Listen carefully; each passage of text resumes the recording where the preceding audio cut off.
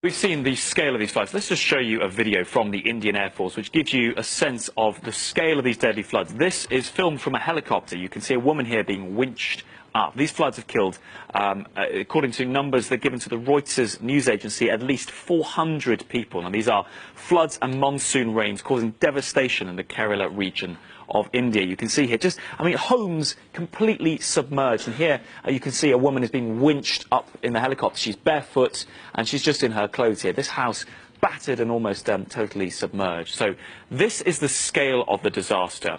People are in desperate need of rescue, and as you can see here, there are helicopters there, but when official rescue teams are finding it difficult to reach the hardest hit areas, it is fishermen, volunteer fishermen, who have stepped in to help. And one of them is this man here, who, in a video which has now gone viral, you can see here, is kneeling down in the water to allow women to climb on his back to get into the boat. So the boat, obviously, due to the level of the water, is high up. Some people might find it hard to get in.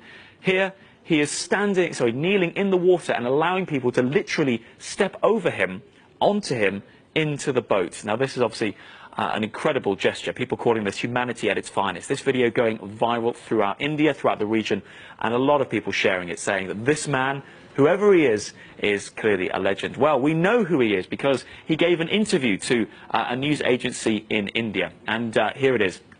His name is Jaisal KP. He is a fisherman. He volunteered. He came here with many others. And this is the face of that man who was there on his hands and knees down in the waters, trying desperately to help people affected there. Now, we've seen that these floods have had a devastating effect on the region, and I think it's stories like this which help people to try and come to terms with it, because these are deadly floods. We've seen hundreds of people killed in this disaster. There's also been reports that some other fishermen in other areas, unconfirmed reports, we haven't been able to stand them up here at Euronews, but that other fishermen in other areas have found it difficult, locals not being so willing to allow strangers to rescue them. But in this case, this is a really positive story of one man becoming the face of a rescue effort. But as we've seen, just going back to that video from the Indian Air Force, you saw the scale of the devastation. India really struggling to come to terms with these floods. So, Belle, this story, we're going to stay across it, and obviously as the rescue efforts are still ongoing, we're still seeing a picture emerging, but stories like this